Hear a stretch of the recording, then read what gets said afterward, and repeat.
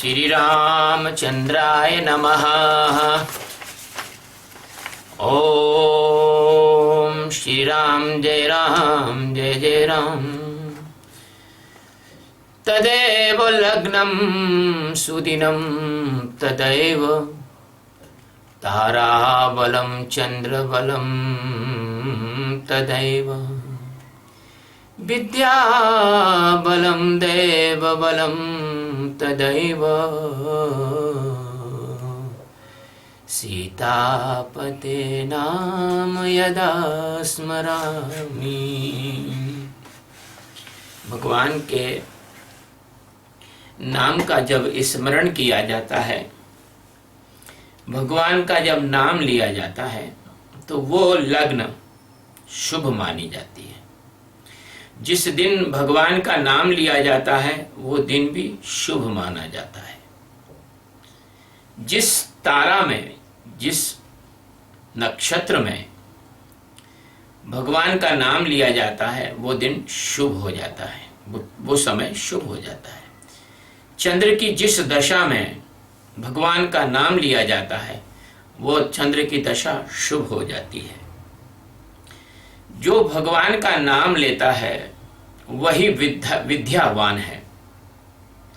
जो भगवान का नाम लेता है वो उसी में देवत्व है, क्योंकि भगवान के नाम में ही सब विद्या है, भगवान के नाम में ही सब देवत्व है। ऐसा सीता पते भगवान राम को जब स्मरण करते हैं हम तो सब कुछ शुभ हो जाता है। हमारे यहाँ कुछ लोग ऐसे कालनेमी हैं जो भगवान राम के जन्म स्थान के मंदिर को किसी भी तरह से रोकना चाहते थे। छल से, बल से, बुद्धि से, तरकीब से रोकना चाहते थे और उन्होंने अभी तक आखिरी हिम्मत नहीं छोड़ी है, अभी तक वो कर रहे हैं। तो भगवान राम के मंदिर के, राम जन्मभूमि मंदिर के संघर्ष की आज हम ये तीसरी कड़ी ले रहे हैं।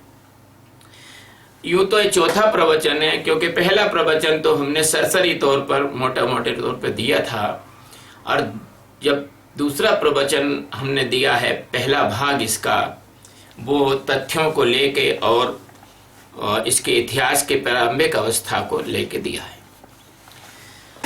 तो ये भगवान राम का जो राम जन्म मुक्ति आंदोलन, राम जन्मभूमि मुक्ति आंदोलन था, तो इस मुक्ति आंदोलन में, जैसे मैंने कल आपको बताया था कि राष्ट्रीय स्वयंसेवक संघ और विश्व हिंदू परिषद से भारत के सभी साधु संतों ने निवेदन किया और उनकी तरफ आशा भरी नजर से देखा कि भाई ये 1925 से हिंदू समाज को संगठित करने का काम कर रहे हैं और भगवान राम का जो जन्म स्थल है वो हिंदू समाज के लिए बहुत अधिक सब तरह से ही महत्वपूर्ण है। जैसे शरीर में प्राण महत्वपूर्ण होते हैं, इसलिए इसी तरह राष्ट्र में राम महत्वपूर्ण है।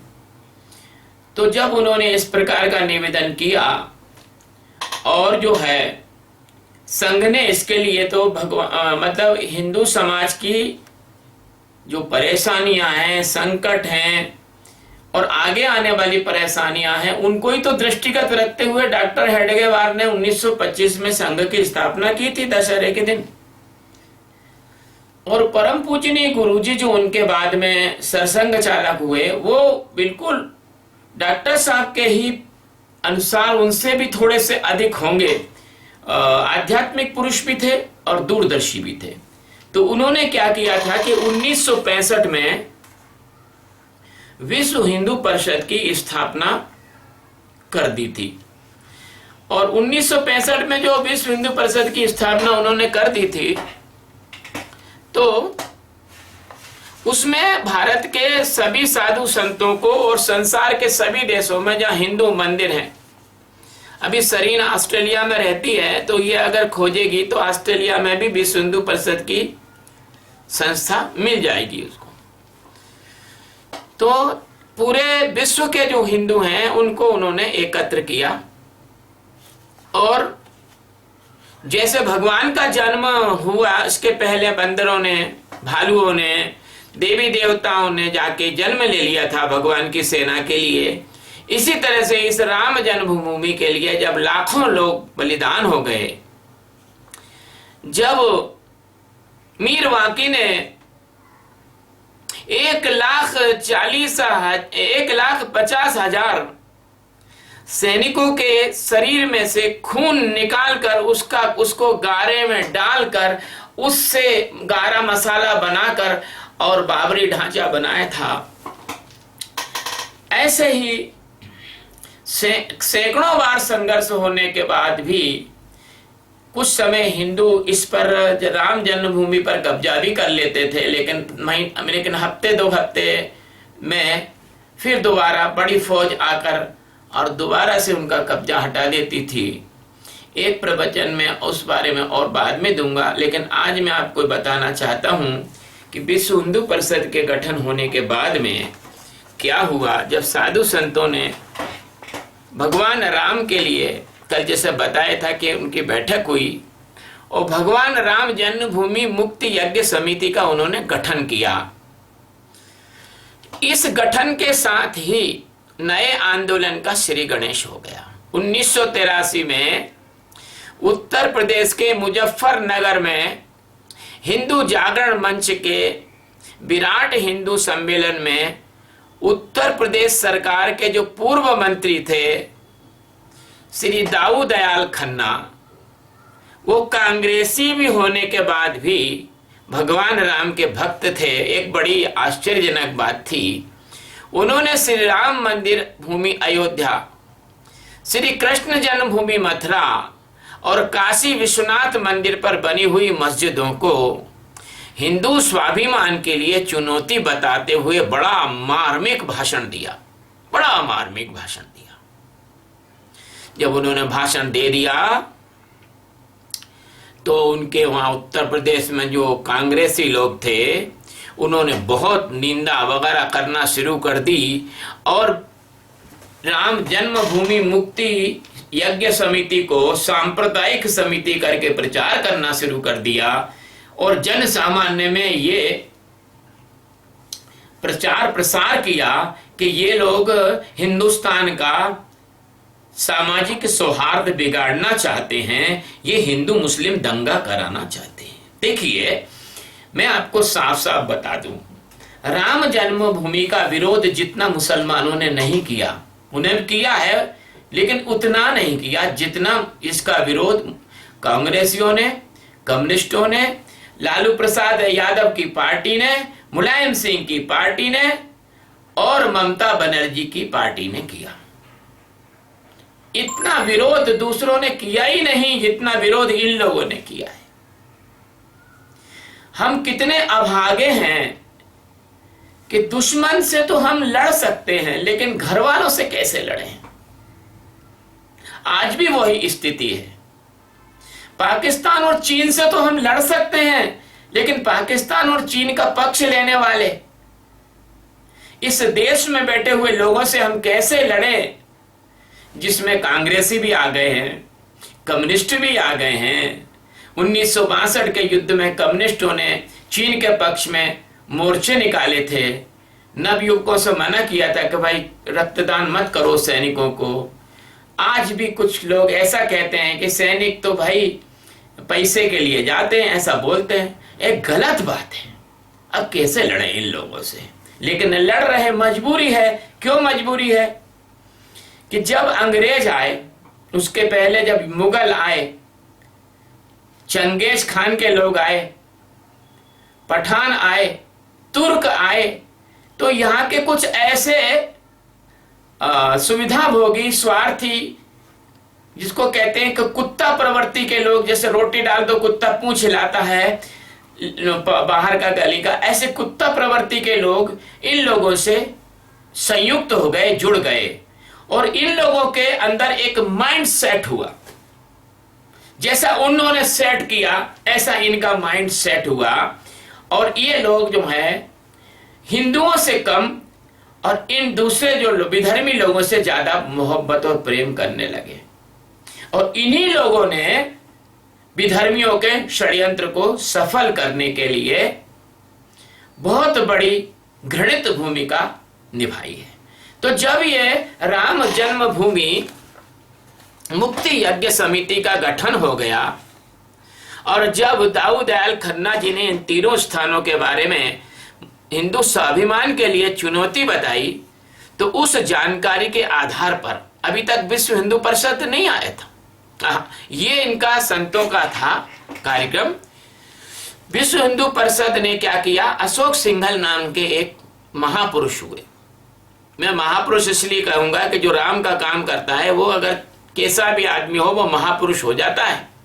वो गिलहरी भी महापुरुष थी, जिसने भगवान राम के पुल पर भले थोड़े रेत के कण डाले, भगवान राम का जो काम करने निकल गया, बस उसी दिन से वो महापुरुष हो गया।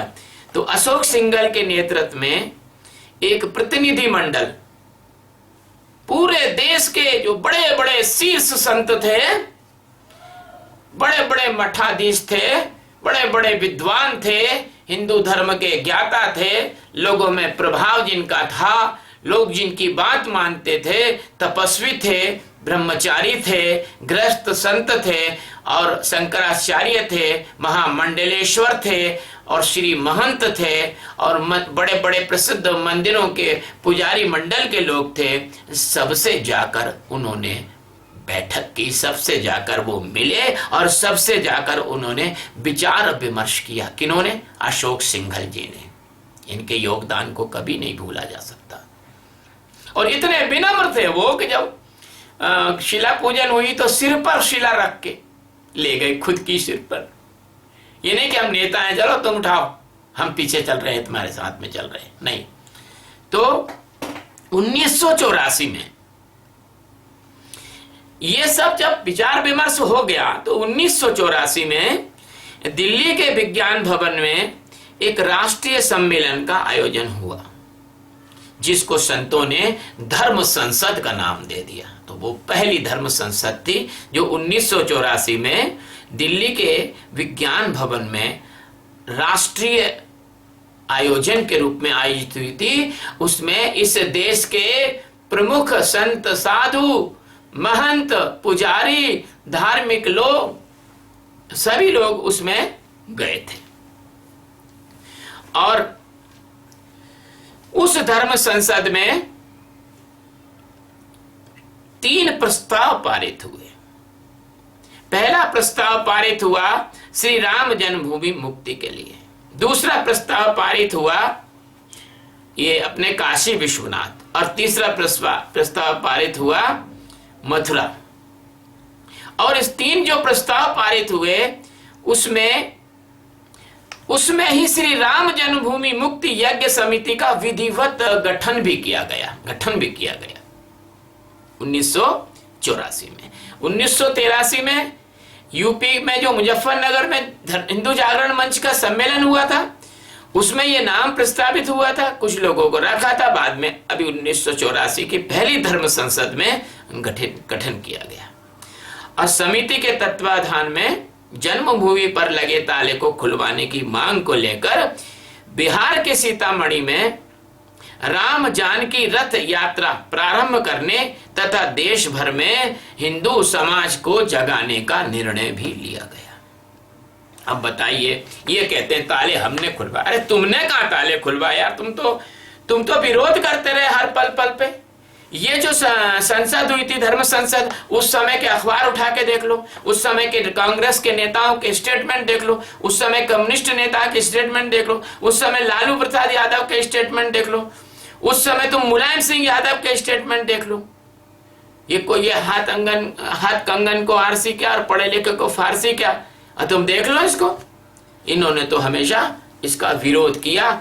इन्होंने तो इस राम जन्मभूमि के कार्य में कांटे बिछाए, सब्बल बिछाए, भाले बिछाए, और इन्होंने तो क्या नहीं किया। अगर मैंने देखा है सूक्ष्म रूप से, क्योंकि मैं भी इससे आंदोलन से जुड़ा रहा, मैंने देखा है कि जगह जगह कैसी कैसी अफवाहें उड़ाते रहते थे। ये कहते थे ये तो पैसा खाने वाले हैं, ये तो चंदा खाने वाले हैं, ये तो चंदा इकट्ठा करके खा जाएंगे, ये तो राम के नाम पर धंधा कर रहे हैं, ये तो राम के नाम पर व्यापारी हैं, ये तो ठग हैं, ये तो लुटेरे हैं। इस तरह की बातें कर रहे थे ये कांग्रेस के कार्यकर्ता, जो आज हनुमान चालीसा का पाठ कर रहे हैं और जो आज जो है प्रियंका गांधी कह रही है मैं पुरानी राम भक्त हूं। अरे तुम पुराने राम भक्त हो तो तुमने मंदिर के लिए प्रयास क्यों नहीं किया? यदि तुम पुराने राम भक्त हो तो जाओ मथुरा और काशी के लिए आंदोलन करो, बनवाओ मथुरा काशी का मंदिर। तो इस तरह से ये राम जानकी रथ यात्रा प्रारंभ हुई और देश भर में जागरण करने का जब निर्णय हुआ तो राम जानकी रथ यात्रा के द्वारा व्यापक जन जागरण हुआ और अक्टूबर 1985 को कर्नाटक की उडुपी में, कर्नाटक में एक स्थान है उडुपी, आपको उडुपी के नाम पर बहुत सारे भारत में रेस्टोरेंट भी मिल जाएंगे। आपको उडुपी के नाम पे बहुत सारे रेस्टोरेंट भी मिल जाएंगे। तो ये उडुपी जो कर्नाटक में है वहां द्वितीय धर्म संसद का आयोजन किया गया, मतलब दूसरी धर्म संसद वहां हुई। और इस धर्म संसद के आयोजन में यह तय किया गया कि राम जन्मभूमि पर जो ताला ठोक दिया है इन्होंने 16 mm के सरियट लगा के दरवाजे पर, उसको खोल दो, वरना हिंदू समाज आप चेतावनी दे रहा है आपको। लेकिन वो इन्होंने चेतावनी नहीं सुनी, किसी प्रशासन वाले ने कोई चेतावनी नहीं सुनी, क्योंकि हिंदू असंगठित था, ये लोग संगठित थे, इनके पास सत्ता थी, इनके राज्यों में सरकार थी, इनके नगर पालिका के अध्यक्ष थे, इनके पास नगर निगम थी, इनके पास पुलिस थी, CRPF थी, इनके पास बहुत सब कुछ था। हिंदू के पास कुछ नहीं था। हिंदू मूर्ख बन के इनको वोट दे चुका था। तो क्या हुआ फिर कि हमारे राम भक्तों ने फैजाबाद जिला न्यायाधीश के यहां पर अर्जी लगाई, आवेदन लगाया। धन्य है वो वकील जिन्होंने आवेदन लगाया, धन्य है वो मुवक्किल जिन्होंने आवेदन लगाने के लिए खड़े हुए, धन्य है वो लोग जिन्होंने इस कार्य के लिए पैसा दिया, धन दिया। तो जब आवेदन लगाया तो वहां एक जिला न्यायाधीश थे, डिस्ट्रिक्ट जज, उनका नाम था श्री के.एम. पांडे। इन्होंने 9 फरवरी 1986 को ताला खोलने के लिए आदेश दिया और यह आदेश अभी भी रिकॉर्ड में मौजूद है, जो कांग्रेसी ढोल बजाकर फेसबुक पर, व्हाट्सएप पर, इंस्टाग्राम पर, अखबारों में ये चिल्लाते फिर रहे हैं कि राजीव गांधी ने ताला खुलवाया। राजीव गांधी ने कोई ताला नहीं खुलवाया, ये ताला खुलवाया है श्री के.एम. पांडे ने 9 फरवरी 1986 को। जब ये ताला खुलने का आदेश हुआ तो पूरी दुनिया में जितने भी राम भक्त थे बहुत खुश हो गए, बहुत प्रसन्न हो गए, बहुत प्रसन्न हो गए। पहली बार खुशी का अनुभव हुआ। खून के आंसू तो बहुत रोए, खून भी बहुत बहाया, और बाबरी ढांचे की एक एक ईंट में राम भक्तों का खून है था। मतलब क्यों कि इस जो भी इन्होंने ढांचा बनाया था मीरवाकी ने, उसमें लाशों में से खून निकाल कर गारे में डाला हुआ था। आपकी आंखों में आंसू आ जाएंगे। कोई आपके घर के बच्चे का खून निकाल कर और उससे जो है इबादत गाह तामीर करे तो आपको कैसा लगेगा? बताइए, अत्याचार किसके साथ हुआ है? अत्याचार राम भक्तों के साथ हुआ है कि अत्याचार और किसी के साथ हुआ है? सुरक्षा किसको मिलना चाहिए? जिसके साथ अत्याचार हुआ उसको मिलना चाहिए या जिसने अत्याचार किया है उसको मिलना चाहिए? आप खुद निर्णय करें। तो जब यह आदेश हो गया तो हिंदू समाज की शक्ति और संगठन के उद्देश्य से जो विश्व हिंदू परिषद की स्थापना संघ के सरसंघ चालक आध्यात्मिक युग पुरुष परम पूजनीय गुरुजी माधवराव सदाशिवराव गोलवलकर ने की थी, उनके अगुवाई में हुई थी 1965 में, वो जो प्लेटफॉर्म तैयार हो गया था, वो जो संगठन तैयार हो गया था, उसके कारण संत समाज राष्ट्र हित में जागृत हो ही रहा था। दिन ब दिन विश्व हिंदू परिषद के कई कार्यक्रम होते थे, संतों को बुलाया जाता था, भाषण होते थे, मंगल आरती होती थी, पूजन होती थी, यज्ञ होता था, कथा होती थी। इस माध्यम से संतों के अंदर इस बात को रखा जाता था कि भाई भगवान राम जिनका अपन भजन कर रहे हैं, उनकी जन्मभूमि तो ताले में बंद है।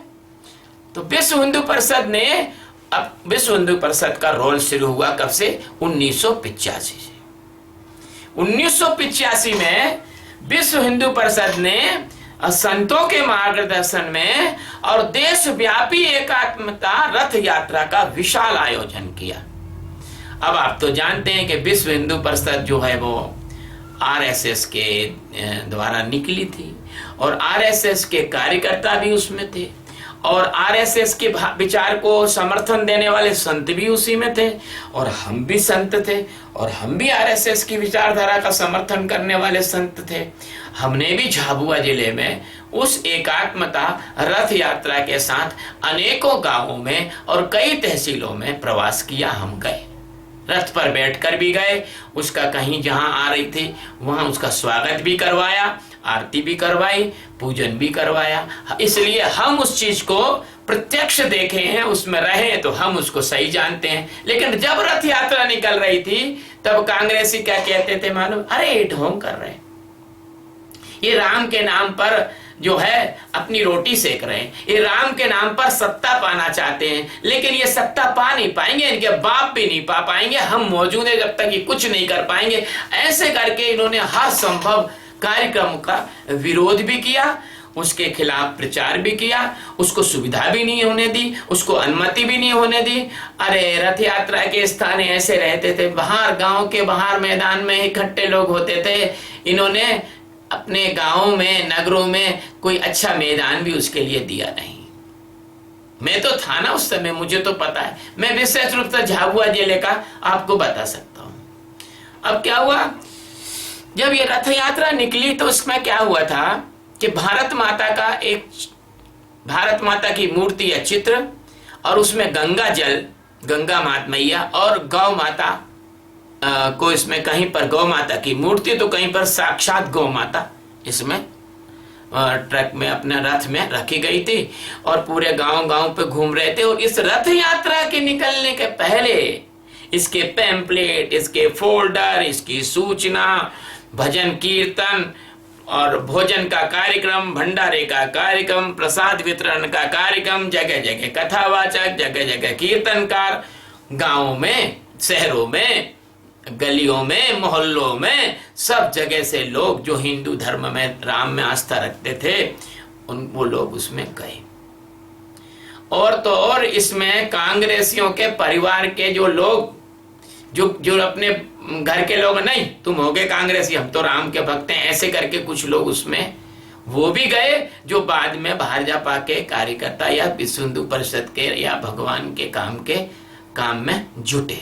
इस रथ यात्रा ने गांव गांव और घर घर एक जागरण का काम किया।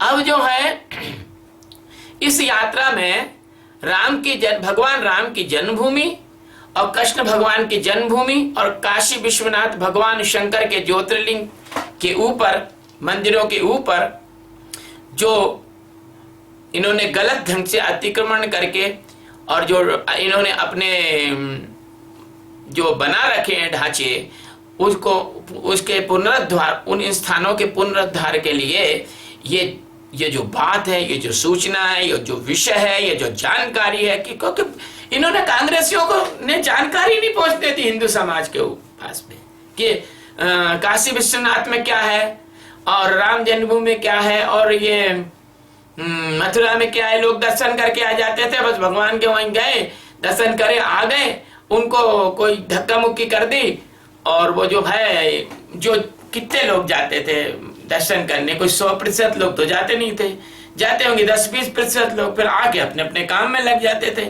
समूचे हिंदू समाज को ये जानकारी ही नहीं होने दी थी आजादी से, और 1985 तक। तो 1985 में अपन ने क्या काम किया कि घर घर ये जानकारी पहुंचाई कि भैया अपने 3 स्थान जो है विधर्मियों ने दबा रखे हैं, और इस यात्रा से को इतना समर्थन मिला, भूतो न भविष्यति, अभूतपूर्व समर्थन मिला, कभी ऐसा समर्थन नहीं मिला था। अब आप सोच सकते हो कि ये कितना महत्वपूर्ण कार्य विश्व हिंदू परिषद ने किया। विश्व हिंदू परिषद के संकल्पों को पूरा करने के लिए पूरा देश का जो जन जन था और पूरे देश के घर घर में भक्ति भाव का संचार होने लगा। भक्ति भाव जगाने में सब भिड़ गए पूरे कार्यकर्ता, और प्रचंड राष्ट्र भाव जगाने में ये जो यात्रा थी एकात्मता यात्रा, ये बहुत सफल रही, बहुत सफल रही। फिर भी हमने ज्योति यात्रा निकाली, गंगा जल यात्रा निकाली। अब हिंदू समाज ने बहुत सारी निरंतर यात्रा ही निकाली, कभी प्रादेशिक स्तर पर, कभी राष्ट्रीय स्तर पर, मतलब ताकि ये समाज सो न जाए। जैसे कोई आदमी कुंभकर्ण को जगाने के लिए ढोल मंजीरे बजाने पड़ते थे, ऐसे हिंदू समाज कुंभकर्ण से भी ज्यादा गहरा नींद में सोया हुआ है। आज भी सोया है, अभी ज्यादा जगह नहीं है। अगर जगता तो 5 राज्यों में भारतीय जनता पार्टी की सरकार नहीं जाती, क्योंकि तात्कालिक पेट्रोल के, आलू के, टमाटर के इसके दाम पर ये वोट दे आता है। कभी कोई इसको भड़का दे कि भी ST/SC एक्ट हो गया तो सबन भड़क जाते हैं, उनके पास तो दुधारी तलवार है। और अगर ST/SC एक्ट का बिल पास नहीं करो संसद में तो ये दलितों को भड़का देंगे। दोनों तरफ से अटल बिहारी वाजपेयी जी के समय विमान अपहरण हुआ तो यही कांग्रेसी उनके घर के सामने विशाल संख्या में प्रदर्शन कर रहे, टायर जला रहे, ये कर रहे, आत्मदाह की धमकी दे रहे। और जब उन्होंने मजबूर होकर उनके परिवारों को, विमान यात्रियों के परिवारों को ले आए और नाटक कर रहे, तब राष्ट्रीयता इनकी कहाँ गई थी? तब अटल बिहारी वाजपेयी को मजबूर कर दिया। उन्होंने 5 आतंकवादियों को काबुल भेज दिया, गृह मंत्री खुद गए, फिर विमान छुड़ा के लाए। इसके बाद में ये चित्त भी मेरी, पट्ट भी मेरी, सिक्का मेरे बाप का। तब ये कहने लगे, अरे इन्हों तो समर्पण कर दिया, इन्हों तो घुटने टेक दिए। अरे मूर्ख, घुटने किसने टिकवाए? हाँ, किस कांग्रेसी ने कहा कि हाँ होने दो अपहरण, मर जाने दो 135-40 लोगों को, लेकिन देश का सवाल नहीं छोड़ेंगे आतंकवादी? किसने कहा? किसी ने नहीं कहा। किसने कहा संसद में कि पत्थरबाजों पर पैलेट गन नहीं चलाना चाहिए? इन्हीं ने कहा कि पैलेट गन मत चलाओ। कौन गया महबूबा मुफ्ती से मिलने के लिए, और कौन गया हुर्रियत कॉन्फ्रेंस के नेता को मिलने के लिए? यही गए। कौन गया पाकिस्तान, ये जो क्या नाम है इसका, मणिशंकर अय्यर, और पाकिस्तान में जाके हिंदुस्तान की बुराई करता था और कहता था कि मुझे तो पाकिस्तान में अच्छा लगता है। ये जो लोग हैं, इन लोगों ने हमेशा भारत का विरोध किया है, भारत की प्रतिष्ठा गिराई है। ऐसा बोला जाता है क्या कि मुझे पाकिस्तान में अच्छा लगता है, हिंदुस्तान से ज्यादा पाकिस्तान में प्रेम मिलता है? ऐसा बोला जाता है कि सेना के नाम पर उसने कहा कि आपने सेना के बल पर कश्मीर में कब्जा किया हुआ है, तो ठाके मार के हंसा जाता है। ये कहा जाता नहीं, आप गलत बोल रहे हो। मणिशंकर अय्यर हंसने लग गया। तो इस प्रकार के ये जो लोगों ने, जब हम राष्ट्र, मतलब ये जो हजारों कार्यकर्ता राष्ट्रभक्ति जगा रहे थे, राष्ट्रभाव जगा रहे थे, रामचंद्र भगवान के जन्मभूमि के लिए जागरण कर रहे थे, तो ये लोग उसका विरोध कर रहे थे, हमारा मनोबल तोड़ रहे थे, जनता को भड़का रहे थे। मैं आपको एक सच्चा किस्सा सुनाता हूं। ऐसा हुआ कि आज से 4-5 साल पहले की बात है। तो धार में एक विजय स्तंभ करके जगह है, वहां दशहरे मिलन का कार्यक्रम होता है। दशहरे के दूसरे दिन वहां पूरा गांव इकट्ठा होता है, कलेक्टर, SP सभी लोग वहां आते हैं, और वो किसी एक साधु को बुलाते हैं हर साल नए, और मुझे मतलब वहां से प्रवचन कराते, मुझे ले गए, क्योंकि उन दिनों में जरा थोड़ा सक्रिय भी था और लोगों को लगता था कि नहीं ये अच्छे बोल लेंगे राष्ट्र भक्ति के बारे में। मैं गया सब वहां, कार से मुझे वहीं उतारा गया, मैं अंदर गया, मेरा मंच बना था, मुझे मंच पे बिठा दिया गया, और सब जो है कार्यक्रम होने लगे। और बाद में फिर जैसे कार्यक्रम का थोड़ा सा हो गए इनके छोटे मोटे आगे के, तो मुझे बोलने के लिए बोला। तो मैं माइक पे जैसे ही मैंने बोलना शुरू किया, वैसे ही कांग्रेसियों ने ना बड़े बड़े ढोल और नगाड़े बजाने शुरू कर दिए, ताकि मेरी आवाज कोई सुन ही नहीं सके। मैं भी इनका बाप, मैंने अपना वॉल्यूम 4 गुना बढ़ा दिया।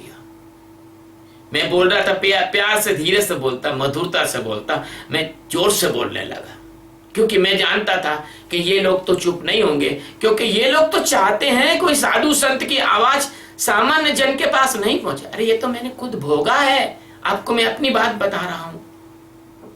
ये बात, इस बात का रिकॉर्ड होगा, मैं गया था वहां धार में, इस बात का रिकॉर्ड है।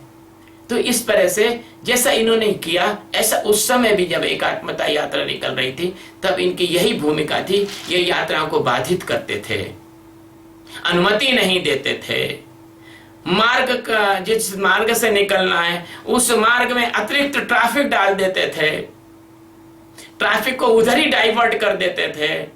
अखबारों में, न्यूज चैनल में, और उस समय तो शायद न्यूज चैनल नहीं होंगे, 85 में या हो, तो अखबारों में, पत्र पत्रिकाओं में बड़े बड़े इसके विरोध में लेख छाप कर जनमानस को ऐसा बनाते थे कि हम, ये जो लोग हैं राम जन्मभूमि नहीं मुक्ति करना चाहते, ये तो पैसा कमाने के लिए और वोट लेने के लिए, सत्ता पर काबिज होने के लिए ये कार्यक्रम कर रहे हैं। जबकि भगवान जानता है ये शुद्ध भगवान राम के लिए ही हुआ है, और भगवान राम ने ही आशीर्वाद दिया। जो मोदी जी की सरकार बनी, उन्हीं ने आशीर्वाद दिया। जो कल्याण सिंह जी की सरकार बनी, उन्हीं ने आशीर्वाद दिया कि नरसिंह राव जो है वो प्रधानमंत्री बने। और नरसिंह राव ने जब बाबरी ढांचा टूटा तो दरवाजा अंदर से बंद करके बैठ गए थे, 4 घंटे वो बाहर ही नहीं निकले, बाहर ही नहीं निकले वो, क्योंकि वो थे राम भक्त अंदर से, और बाहर से इन लोगों के चक्कर में फंस गए थे। इसलिए नरसिंह राव की जो लाश थी, उनका पार्थिव शरीर था, वो कांग्रेस के दिल्ली के कार्यालय में रखने नहीं दिया गया। इसलिए जहां पर नेहरू को, राजीव गांधी को, इंदिरा गांधी को दिल्ली में सैकड़ों एकड़ जमीन में उनकी जो है वो बनी है, समाधियां बनी है, वहां नरसिंह राव को दिल्ली में दाह संस्कार नहीं करने दिया, उनको उधर ही भेज दिया जहां के वो रहने वाले थे। क्यों साहब, वो प्रधानमंत्री देश के नहीं थे क्या? क्या देश के प्रधानमंत्री तुम्हारे गांधी परिवार के होंगे? उन्हीं को तुम जगह दोगे? इसलिए हम कहते हैं कि हमें कांग्रेसियों से बैर नहीं, लेकिन कांग्रेसी जिस तरह से हिंदू धर्म, संस्कृति, राम कृष्ण इनका विरोध करते हैं, उससे हमको बहुत ज्यादा पीड़ा होती है। क्योंकि हम दुश्मनों का तो विरोध सहन कर लेंगे, लेकिन परिवार वालों का जो हिंदू है ऊपर से और अंदर से जो है, वो ना हिंदू है ना मुसलमान है, वो तो केवल सत्ता के बेईमान है। ऐसे जो लोग हैं उनसे तो बहुत पीड़ा होती है। मैं तो आपसे साफ कहता हूं कि इस देश का मुसलमान इतना विरोध नहीं किया राम जन्मभूमि का जितना लालू ने, मुलायम ने और कांग्रेस ने किया।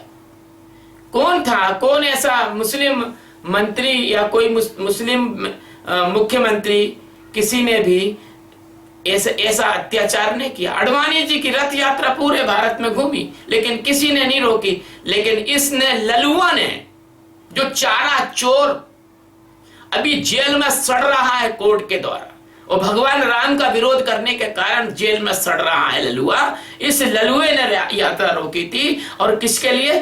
कांग्रेस की सहानुभूति पाने के लिए, मुसलमानों की सहानुभूति पाने के लिए। लेकिन मुसलमानों को इस चीज से फर्क नहीं पड़ता है। उन्हें ना तो मुसलमानों का विकास किया, ना उनकी पढ़ाई लिखाई करवाई, ना उनके रोजगार दिलवाए, बस उनको यूज कर लिया इन्होंने, और हिंदुओं का डर बता के। मैं तो साफ बोलूंगा, परमहंसु किसी के बाप से नहीं डरता हूं। तो फिर क्या हुआ कि जब राष्ट्रभक्ति जगाने में सफल हुए, तो विश्व हिंदू परिषद के मार्गदर्शन में एक मोरोपंत जी पिंगले नाम के महापुरुष हुए। जैसे अशोक सिंघल, ऐसे मोरोपंत पिंगले, उनसे भी बड़े महापुरुष इनने यात्राओं की पूरी रूपरेखा बनाई, कौन सी यात्रा कहां से कहां निकलेगी और कहां जाएगी, कहां कहां विश्राम करेगी, कहां यात्राओं का मिलन होगा, फिर बड़ी यात्रा कहां बनेगी, फिर बड़ी बड़ी यात्राएं जो निकलेंगी वो कहां मिलेंगी। पूरे भारत में उत्तर से दक्षिण, पूर्व से पश्चिम, हर जगह ये यात्राएं निकली।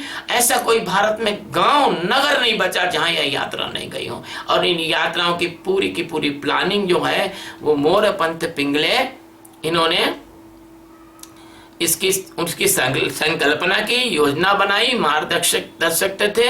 और ये पूरी यात्राएं भारत के हर नगर, गांव, हर केंद्र से निकलकर एक स्थान पर एकत्रित होती थी। और रात्रि विश्राम होता था, कीर्तन होता था, प्रवचन होता था, बैठक होती थी, विचार विमर्श होता था और प्रसाद वितरण आदि का कार्यक्रम होता था। और ये सारा कार्यक्रम, इसका सारा व्यय हम वहां के स्थानीय लोग, कार्यकर्ता, हिंदू समाज उठाता था। बताइए, इतना प्रचंड कार्यक्रम, इसमें कितना पैसा लगा होगा। लेकिन ये सब देख के कांग्रेसी कहने लगे, अरे तो लूट रहे हैं, अरे तो पैसा इकट्ठा कर रहे हैं, है ना। अरे भैया, अगर पैसा इकट्ठा करना हमारा उद्देश्य होता तो तुम्हारी तरह घोटाले नहीं करते। बताओ, मोदी ने एक भी घोटाला किया हो तो बताओ, योगी ने एक भी घोटाला किया हो तो बताओ, शिवराज ने एक भी घोटाला किया हो तो बताओ, है ना। ये सब कल्पना है। ये जैसे राफेल पे चिल्ला रहा था प्रधानमंत्री, चोर है चोर है चोर है, और भैया सुप्रीम कोर्ट से जांच हो गई, सब हो गया, और सब बातें इनके पास ना कोई प्रूफ थे ना कुछ थे, और इनकी जो झूठ जो है वो निकल गई। तो इस तरह से ही ये जब से देश आजाद हुआ है तब से ही हिंदुओं के बारे में झूठ बात उड़ाते हैं। गांधी जी की हत्या के बारे में झूठी बातें उड़ाते हैं। गांधी जी की हत्या में आरएसएस का कोई भी हाथ नहीं था। वो तो क्या नाम है इनका, हिंदू महासभा के कार्यकर्ता थे, गोडसे जी, है ना। तो मैं तो कहूंगा गोडसे जी, क्योंकि भाई ठीक है, उनको जो ठीक लगा उन्होंने किया होगा। लेकिन इन्होंने तो गांधी जी की हत्या का आरोप आरएसएस पे लगा के प्रतिबंध लगा दिया और बड़े बड़े कार्यालय जला दिए आरएसएस के कार्यकर्ताओं को ऐसे ही मारा जैसे सिख को 84 में मारा था, सड़क पे आग लगा दी आरएसएस के कार्यकर्ताओं की, कोई समाचार आया नहीं। इसी तरह से इन्होंने हजारों लोगों को मार डाला गांधी हत्या में, और लोगों के व्यापार धंधे भी उजाड़ दिए, और इमरजेंसी में भी लोगों को ऐसे ही करा, आपातकाल में भी। तो ये तो ऐसे ही करते आ रहे हैं जब से देश आजाद हुआ है।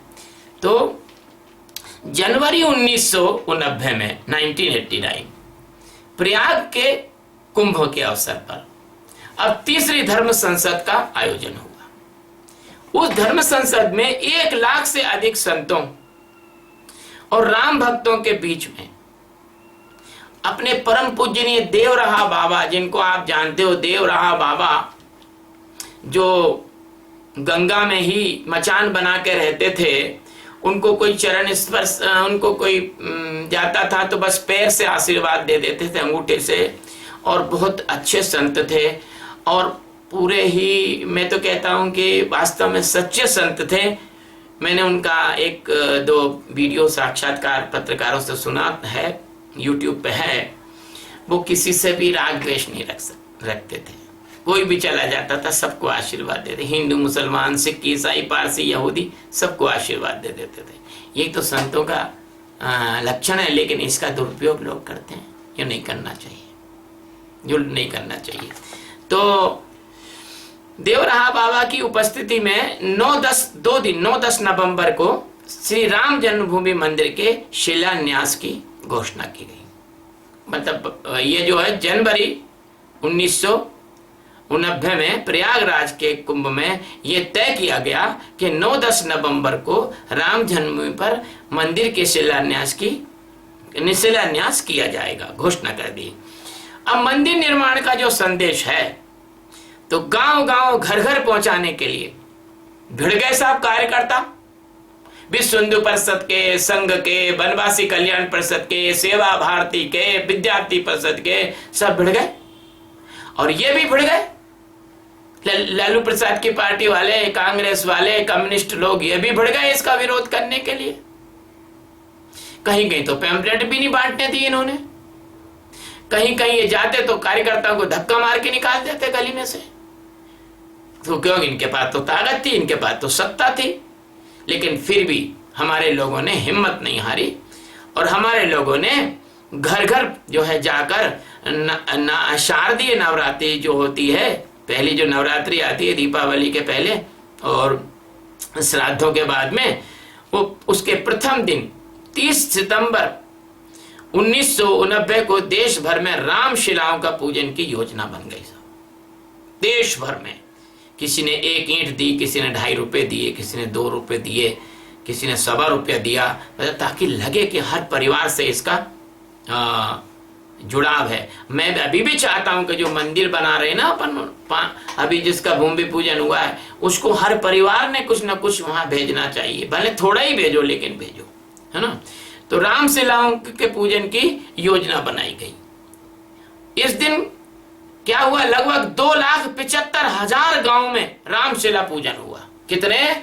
2,75,000 गांवों में। आज तक स्वतंत्रता के इतिहास से आज तक इतना व्यापक रूप से हिंदू धर्म के जागरण और भगवान राम के प्रचार प्रसार और भगवान राम की जन्मभूमि के लिए कोई कार्यक्रम नहीं हुआ था। 2,75,000 गांव किसको कहते हैं आप? तो 2,75,000 गांवों में रामशिला का पूजन हुआ और उन्होंने क्या किया, उन शिलाओं को जिला स्थानों पर एकत्रित किया, तहसील स्थानों पर एकत्रित किया, फिर वहां से जिला स्थान पे जो शिला थी वो अयोध्या भेजी गई। और कैसे भेजी गई, ये तो है ना भगवान राम के पवित्र रथ को बना के भेजी गई। अब इसकी जानकारी मुझे है नहीं, तो मैं नहीं कह सकता हूँ कैसे भेजी गई, क्योंकि मैं तो उस समय एक जिले में ही काम कर रहा था। ये तो केंद्रीय जो समिति थी विश्व हिंदू परिषद की, वो कह सकती है। तो शिलाएं भेजी। अब विदेशों में जो लोग निवास कर रहे थे, फॉरेनर्स जो थे हिंदू, उनने भी अपने मंदिर निर्माण के लिए रामशिला अयोध्या भेजी, अपने हिसाब से भेजी। शायद हवाई जहाज से भेजी, ट्रांसपोर्ट हवाई जहाज से भेजी या पानी के जहाज से भेजी, उन्होंने भेजी। अब आएगा शिलान्यास। जो घोषित कार्यक्रम हुआ था 9 नवंबर 1989 को प्रातःकाल निर्धारित समय पर परम पूजनीय प्रातः स्मरणीय महापुरुष, महान पुरुष महंत अवैधनाथ गोरक्ष पीठाधीश्वर भगवान, जो मेरे सदगुरु भी रहे हैं, है ना, उनके मार्गदर्शन में, और महंत रामचंद्र दास परमहंस, जो अयोध्या के छावनी के बहुत बड़े संत महंत रामचंद्र परमदास परमहंस, जिनके की शिष्य अभी जो हैं, जो अभी मंदिर निर्माण समिति में है, क्या नाम है, अच्छा जो, हाँ ठीक है, बूढ़ा हूं, स्मृति भूले, नाम तो सबको मालूम है। तो अनेक अयोध्यावासी संत, छोटा रिसाला, जूना रिसाला, बड़ा रिसाला, जितने मंदिर हैं अयोध्या में, वो काशी विश्वनाथ मंदिर वाले, उज्जैन के महाकालेश्वर मंदिर वाले, 12 ज्योतिर्लिंग, शैव्य, वैष्णव, गाणपत्य और जितने भी थे देवी को मानने वाले, देवताओं के मानने वाले, भैरव जी को मानने वाले, ऐसे बड़े बड़े साधु संत जो है वो हजारों की संख्या में अयोध्या में उपस्थित हुए और राम जन्मभूमि के लिए उन्होंने उत्खनन कार्य किया, मतलब खोदा। जबकि अभी वो रामलला की जगह तो सरकार के कब्जे में थी, लेकिन बाहर उन्होंने वो जो एक कार्यक्रम किया, क्योंकि अब उन्होंने ये संदेश दिया सरकार को कि भाई हम रुकने वाले नहीं हैं। लेकिन इसके बाद भी इतना कार्यक्रम, इतना यात्रा, इतना जागरण होने के बाद भी कोई माई का लाल ना कांग्रेसियों में से खड़ा हुआ, ना कम्युनिस्टों में से खड़ा हुआ, ना समाजवादियों में से खड़ा हुआ, ना ललुआ के पार्टी में से खड़ा हुआ, और ना ही वक्फ बोर्ड में से खड़ा हुआ, ना ही सिया बोर्ड में से खड़ा हुआ, ना ही सुन्नी बोर्ड में से खड़ा हुआ, ना ही जामा मस्जिद का इमाम खड़ा हुआ कि भैया इतना लोगों की इच्छा है, करोड़ों लोगों की, भैया बना लेने दो इनको मंदिर, ये तो इनके मंदिर को मीर बांकी ने तोड़ दिया था, अब तो हम स्वतंत्रता के बाद भारतीय हैं, अब तो हम ना हिंदू हैं ना मुसलमान हैं, हम तो भारत के लोग हैं। हमें जब ये लोग हमारे धर्म का सम्मान करते हैं, जब ये लोग हमारे नमाज में, ईद में, किसी चीज में बाधा नहीं डालते हैं, जब ये लोग हमारे पैगंबर के बारे में कुछ गलत नहीं कहते हैं, जब ये लोग हमको सब सुविधा देते हैं, जब ये लोग हमारी दुकान से सामान खरीदते हैं, जब ये लोग हमको भाईजान कहते हैं, जब ये लोगों के घर में हमारा आना जाना है, जब इनका हमारे घर में आना जाना है, इनके हमारे व्यापारिक संबंध हैं, ये हमारी शादी ब्याह में आते हैं, हम इनके शादी ब्याह में जाते हैं, ये हमारे लोग हैं, बना लेने दो इनको। लेकिन किसी ने नहीं कहा, किसी ने नहीं कहा, किसी ने नहीं बोला। कितना बड़ा दुर्भाग्य है। और तुम कहते हो कि देश सेकुलर है। ये देश तब तक ही सेकुलर है जब तक मुसलमानों का हित है, ईसाइयों का हित है, तो सेकुलर है। और जब हिंदू की कोई बात आ जाती है तो ये देश सेकुलर नहीं होता है। अगर मैं कह दूं मैं तो हिंदू हूं तो कहते तुम तो सांप्रदायिक हो, तब तो भारतीय बोलो। और जब कोई मुसलमान बढ़िया सा टोपी लगा के इफ्तार की पार्टी होती है, तुमको बुलाता है, तुम झट चले जाते हो, तो टोपी लगा लेते हो, वो गले में वो डाल लेते हो मुसलमानी गमछा, और तुम जो है राष्ट्रपति भवन में, प्रधानमंत्री के निवास पे, उपराष्ट्रपति भवन में इफ्तार की पार्टी करते हो। कभी तुम्हारे यहाँ पर हनुमान चालीसा का पाठ हुआ राष्ट्रपति भवन में, कभी रामायण का पाठ हुआ राष्ट्रपति भवन में, कभी तुम्हारे यहाँ पर नव दुर्गा की स्थापना हुई, कभी तुम्हारे यहाँ गणेश जी की स्थापना हुई, कभी तुमने भारत के हिंदू समाज के शंकराचार्यों को बुलाकर उनका पूजन किया? नहीं किया। फिर कैसी बात है? तुम धर्मनिरपेक्ष हो गए मुस्लिमों के पैर चाटते हुए, और हम सांप्रदायिक हो गए। हमारे भगवान राम सैकड़ों लाखों वर्षों से हम भगवान राम के भक्त हैं, हम भगवान राम का नाम नहीं ले सकते। अभी बीच में ममता बनर्जी को किसी ने जय सिया राम बोल दिया, वो उतर गई साहब कार से और डंडे पड़वा दिए पुलिस से उन लोगों में। अभी एक जगह दो जगह की खबर आई है महाराष्ट्र में, जय सिया राम नहीं बोल सकते आप। क्यों? क्यों? एनसीपी, कांग्रेस और उद्धव की सरकार है। ये हालत है भाई साहब। अभी राजस्थान में अशोक गहलोत ने श्राद्ध कर्म पे पाबंदी लगा दी थी। कमलनाथ ने उज्जैन के महाकाल मंदिर के लाउड स्पीकर बंद करवा दिए थे। भाई साहब ये तुम्हारी धर्मनिरपेक्षता है? तुम हिंदुओं को दबाओगे और मस्जिदों पे बड़े बड़े स्पीकर लगे हैं, 4-4 बजे तक लोगों के कान फूट जाते हैं। बीमार है, दुखी है, परेशान है, सो रहा है, कमजोर है, बुढ़ा आदमी है, उसकी नींद, रात में नींद नहीं आती, सुबह सुबह उसकी नींद लगी, तुमको जगा देते हो। तब तुमको नहीं दिखता कि क्या धर्मनिरपेक्षता है? तुम कुत्ते को मारने में, हिरण को मारने में, कौवे को मारने में, चिड़िया को मारने में तुम कहते हो पेटा वाले आकर खड़े हो जाते हैं। और जब बकरे कटते हैं लाखों करोड़ों की संख्या में, तब पेटा वाले कंबल उड़ के सो जाते हैं। ये देश की धर्मनिरपेक्षता है।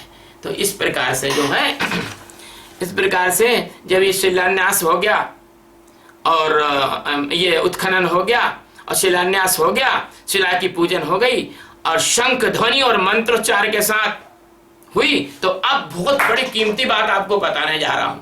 ये दलितों को भटकाते हैं भीम सेना के नाम से, अंबेडकर की सेना के नाम से, मायावती जो है बीएसपी के नाम से दलितों को कहती है हिंदू अत्याचारी हैं, दलितों की इज्जत नहीं करते। लेकिन राम जन्मभूमि की शिला पूजन जो हुई, उसमें बिहार के एक दलित समाज के राम भक्त श्री कामेश्वर चौपाल, उन्होंने पहली शिला उनके हाथ से रखवाई गई, दलित के हाथ से रखवाई गई। बताइए, तुम कहते दलित से वो जो है मंदिर अपवित्र हो जाता है, फलाना हो जाता है, लेकिन दलित के हाथ से शिला रखवाई गई। क्यों रखवाई गई? क्योंकि हमारे मन में दलितों के प्रति कोई बैरभाव नहीं है। ये दलितों के प्रति जो प्रचार किया ये कांग्रेस ने किया है। दलितों के प्रचार की शुरुआत की है अंग्रेजों ने, और अंग्रेज विद्वानों ने, मैक्स मूलर ने और मैकाले ने इस प्रकार के विद्वानों की एक कमेटी बनाई, जिन्होंने झूठे झूठे किस्से गढ़वाए दलितों पर अत्याचार के। लेकिन मुसलमानों ने जो अत्याचार किए, गांव के गांव जलाए, सामूहिक बलात्कार किए, स्त्रियों की पेशाब इंद्रियों में जो है सब्बल घुसेड़ दिए। कश्मीर में माता बहनों के साथ ये हुआ, पहले से हुआ। बहुत सारे समाज के लोग भाग के कश्मीर से आए और ये जो है डायरेक्ट एक्शन करवाया जिन्ना ने। और जो गांव गांव में मोपला, केरल में मोपला कांड हुआ, जहां जहां हिंदू मुस्लिम दंगे हुए वहां हिंदुओं की, बेचारे हिंदू शांति प्रिय, उन पे हथियार नहीं, वो लड़ना नहीं जानते और बेचारों को गाजर मूली की तरह काटा गया। वो अत्याचार ना तो अंग्रेजों ने दिखाए और ना कांग्रेस ने दिखाए। लेकिन फिर भी ये सब कुछ होने के बाद भी हम कोशिश में आज भी लगे हैं कि इन्होंने जिस प्रकार से राम मंदिर के प्रति दुष्प्रचार किया, विश्व हिंदू परिषद के प्रति दुष्प्रचार किया, हम इनके दलितों के प्रति किया हुआ जो दुष्प्रचार है इसको समाप्त करेंगे। और इसीलिए बिन समाज में कोई भेदभाव ना रहे, समाज में सब प्रेम से रहें। इसलिए ये जो चौपाल जी थे, बिहार के दलित समाज के राम भक्त कामेश्वर चौपाल, इनके हाथ से जो है वो पहली शिला रखी गई, राम मंदिर की पहली शिला रखी गई। और जो है ये आज का जो प्रवचन है, ये मैं तो चला जाऊंगा इस दुनिया से, लेकिन ये प्रवचन आप लोग आगे की पीढ़ी जब सुनेगी तो उसको पता लगेगा कि राम भक्तों ने कैसा संघर्ष किया और अपने ही लोगों ने कैसा विरोध किया और अपने ही लोगों ने कैसे मुसलमानों को भड़काया और कैसे उनको टूल बनाया और कैसे ये लोगों ने फिर वही जयचंद जैसा काम किया जो पृथ्वीराज चौहान के समय पे हुआ था। इन्होंने वही काम किया जो इनको नहीं करना चाहिए। तो भाई साहब, आज का जो प्रवचन है हम यहाँ समाप्त करते हैं। कल हम आपको बताएंगे कि सोमनाथ और अयोध्या की जो यात्रा निकली थी और कैसे उसको लालू ने बाधित किया था। उस यात्रा के रास्ते में कांग्रेसी और कम्युनिस्टों और समाजवादी लोगों ने कैसे कांटे बिछाए थे और कैसे इन्होंने जो है इस देश को तोड़ने के लिए दलित कार्ड खेलते हैं, मुस्लिम कार्ड खेलते हैं, कैसे षड्यंत्र करते हैं समाज को छिन्न भिन्न करने के लिए ताकि हिंदू खड़ा ना हो। और हिंदू खड़ा ना हो तो उसका लाभ धर्मांतरण में दूसरों को मिल जाए और धीरे धीरे देश में हिंदुओं की संख्या घटती चली जाए। जब भी तो एक मौलवी ने किसने कह दिया कि अभी तो तुम संख्या में हो, 20 साल रुक जाओ, हम ये राम मंदिर तोड़ देंगे क्योंकि तब हमारी संख्या हो जाएगी। वो गलत नहीं बोल रहा है, वो गलत नहीं बोल रहा है। अगर तुम नहीं जगे तो वो गलत नहीं बोल रहा है, क्योंकि जैसे बंगाल में 50% से कम लोग थे मुस्लिम और बांग्लादेश से भर भर के जो है अंदर घुसेड़ लिए गए घुसपैठियों को। और जैसे ही 52% हुए वैसे ही ममता बनर्जी ने काली यात्रा, दुर्गा यात्रा पर रोक लगा दी और उन्होंने कह दिया नहीं, तुम्हारी रामनवमी नहीं मनेगी, ये ताजिए निकल रही है, निकलेंगे, तुम अपनी रामनवमी नहीं मनाओगे। और जिसने विरोध किया उसको काट के फेंक दिया और अभी भी कट रहे। भाई साहब, जाग जाओ, तुम जागोगे तो काम बढ़ेगा। अभी थोड़े जागे हो तो प्रियंका गांधी ने कह दिया कि मैं तो राम भक्त हूं पुरानी। अगर तुम पुरानी राम भक्त हो तो फिर दोहराता हूं कि जाओ, राम के जो आराध्य देव भगवान शंकर हैं उनके ऊपर मस्जिद बनी हुई है, काशी विश्वनाथ की मस्जिद के लिए आंदोलन करो। राम का ही अवतार कृष्ण के रूप में हुए हैं भगवान श्री कृष्ण, उनके जन्म स्थान पर मस्जिद बनी है, उसके लिए आंदोलन करो कांग्रेसियों अगर तुम राम भक्त हो। और यदि तुम कहते हो कि भारतीय जनता पार्टी वाले राम के नाम पर वोट ले रहे हैं तो तुम कृष्ण के नाम पे ले लो, जाओ शंकर के नाम पे ले लो, करवाओ। तो हमें तो बहुत फायदा है, हमें तो आंदोलन करने की जरूरत नहीं पड़ेगी और दोनों स्थान तुम आजाद करवा लो। तो कल हम आपको सोमनाथ और अयोध्या की यात्रा पर प्रवचन देंगे। ओम नमः शिवाय। जय श्री राम, जय सीताराम।